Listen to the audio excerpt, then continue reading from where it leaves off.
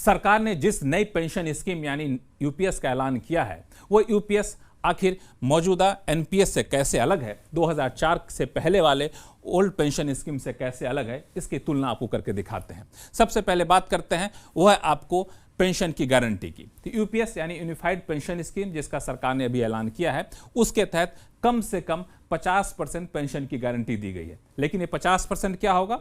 आप रिटायर होने से पहले पिछले 12 महीने में जितना आपको सैलरी मिली है, उस सैलरी के बेसिक सैलरी का औसत निकाला जाएगा और उसका 50% लिया जाएगा। लेकिन शर्त यह है कि 25 साल की नौकरी कम से कम होनी चाहिए। एनपीएस में ऐसी कोई गारंटी थी ही नहीं। अब ओपीएस में क्या था? मामला अलग था। ओपीएस में आपको पेंशन जो मिलता था वो बेसिक और डीए का दोनों मिला करके, यानी जिस दिन आप रिटायर कर रहे हैं उसके पिछले महीने में आपने जितनी भी सैलरी पाई हो, बेसिक और डीए मिला करके, तो उसका 50% आपको पेंशन मिलता। लेकिन ये 50% मिनिमम नहीं होता, ना तो मैक्सिमम होता, 50% फिक्स होता। ध्यान दीजिए, यूपीएस में मिनिमम 50% की बात की गई है। दूसरा, यूपीएस में जहां कम से कम 25 साल की नौकरी की बात की गई है, ओपीएस में वहां कम से कम 20 साल की नौकरी की बात की गई है। चलिए अब दूसरा अंतर देखते हैं आपको, वो है कंट्रीब्यूशन को लेकर के। ये काफी विवादास्पद मुद्दा रहा है। तो यूपीएस यानी यूनिफाइड पेंशन स्कीम के तहत सरकार ने अपना कंट्रीब्यूशन बढ़ा करके, जो पहले 14% था एनपीएस में, बढ़ा करके 18.5% कर दिया है।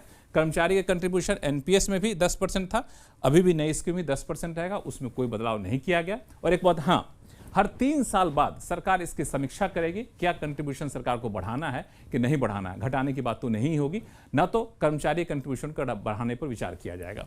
ओपीएस में कोई कंट्रीब्यूशन एम्प्लॉय देता ही नहीं था, सिर्फ सरकार को कंट्रीब्यूशन देना पड़ता था। अब आइए मिनिमम पेंशन। यूपीएस के तहत कम से कम 10,000 मिनिमम पेंशन की गारंटी थी, ओपीएस के तहत 9,000 की गारंटी थी।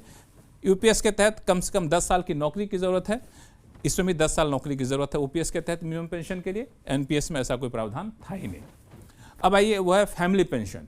पेंशन धारक की अगर मृत्यु हो जाती है तो उस पर आश्रित कोई होते हैं तो उनको फैमिली पेंशन मिलता है। तो उसमें ओल्ड पेंशन स्कीम की तरह ही प्रावधान यूपीएस में कर दिया गया है, यानी आखिरी पेंशन का 60% मिलेगा। एनपीएस में ऐसा कोई प्रावधान था ही नहीं, यानी यूपीएस में एक नया प्रावधान जोड़ा गया है जो कि यूपीएस ओल्ड पेंशन स्कीम के बराबर का है। आगे आइए, वो है आपको एक मुश्त रकम। जी हाँ, जब कोई रिटायर करता है सरकारी कर्मचारी तो उसको एक मुश्त रकम मिलती है।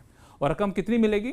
वो एनपीएस के तहत तो कुछ प्रावधान था ही नहीं, लेकिन यूपीएस के तहत प्रावधान किया गया। वो ये है कि आपकी जो मासिक सैलरी होगी, हर 6 महीने की नौकरी के आधार पर, हर 6 महीने की नौकरी पर 1 महीने की सैलरी का 1/10 यानी 10वां हिस्सा आपको मिलेगा। ग्रेच्युटी भी मिलेगी, मिनिमम पेंशन की गारंटी पे कोई असर नहीं पड़ेगा। ओल्ड पेंशन स्कीम के तहत क्या था?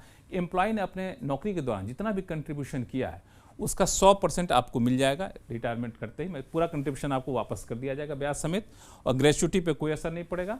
आप चाहें तो 40% तक पेंशन ले सकते हैं, ये भी खासियत थी। तो ओपीएस के तहत एक मुश्त रकम का प्रावधान ये था और यूपीएस के तहत प्रावधान ये है, दोनों में अंतर है। अब आइए अगला मुद्दा देखते हैं, वह है महंगाई भत्ता। महंगाई भत्ता ओपीएस के तहत पहले डियरेंस रिलीफ मिलता था, एनपीएस के तहत नहीं था।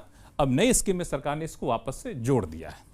अब चलिए, अब है दूसरा मुद्दा आपको है खासतौर से वीआरएस को लेकर के। बहुत सारे लोग वीआरएस भी लेते हैं। तो वीआरएस में 60 साल की उम्र में पेंशन मिलेगा। वीआरएस ले लीजिए, लेकिन जैसे आपकी उम्र 60 साल की होगी, नई स्कीम के तहत आपको पेंशन मिलनी शुरू हो जाएगी। ओपीएस के तहत क्या था कि वीआरएस लेते हैं तो और 20 साल की नौकरी है आपकी, तो बेसिक प्लस डीए का 50% आपको पेंशन शुरू हो जाएगा। तो दोनों में वीआरएस लेने पे फर्क है।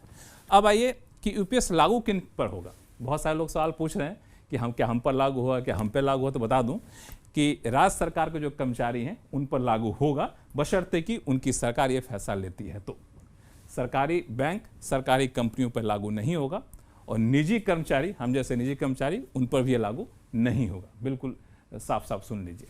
और एक और बात, जो नई स्कीम है उसकी कुछ खासियत है। ये 1 अप्रैल 2025 से लागू होगी।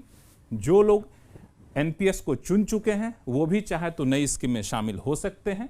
जो लोग एनपीएस के तहत 2004 के बाद रिटायर हो चुके हैं वो भी चाहे तो नई स्कीम को चुन सकते हैं। ऐसी सूरत में इनको सरकार ब्याज के साथ एरियर का भुगतान करेगी। तो ये पूरा है आपको पेंशन का पेच जो आपको सुलझा दिया है मैंने। मुझे लगता है कि अब कोई कंफ्यूजन नहीं रहेगा।